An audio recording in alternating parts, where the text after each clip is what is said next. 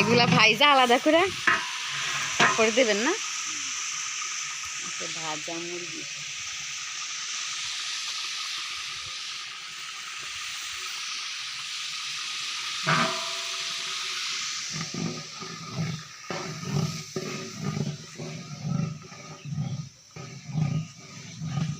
মশলা আরো ঘরে রয়েছে সব।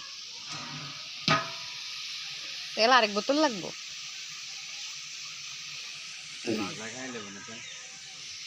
হুম,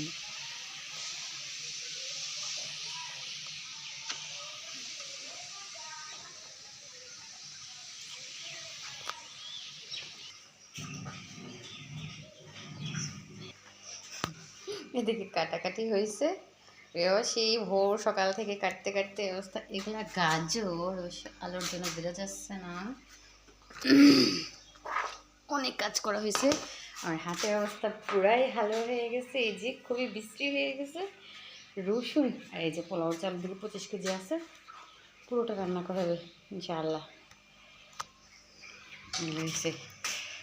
আমার আবার প্রচুর কাজ। এই যে ঘরের জন্য আদা মুরগি রান্না করবো, মানে দুপুরে খাওয়ার জন্য, ওটা হতে হতে তো বিকেল হয়তো হয়ে যাবে।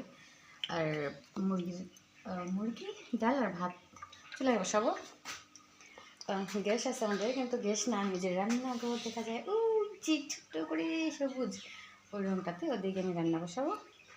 আর এদিকেও রান্না করি, কিন্তু যেহেতু বেশি রান্না, তো আমাদের এদিকে তো লাইনের গ্যাস নেই, সিলিন্ডারের গ্যাস, এর জন্য অনেক সময় চুলাতে রান্না করি।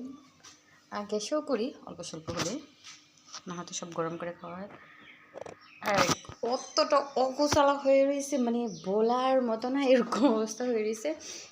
হয়তো অনেক সময় দেখা গেছে গুছানোর আগে একটু অগোছালো করে নিতে হয়, এরকম আমাদের রান্না করার আগে সব কিছু অগোছালো হয়ে গেছে। ইনশাআল্লাহ গুছিয়ে নেবে সব। আর মা গো মা, কাজ তো আমার যেন ফুরায় না, আমার হাতে কাজ করা।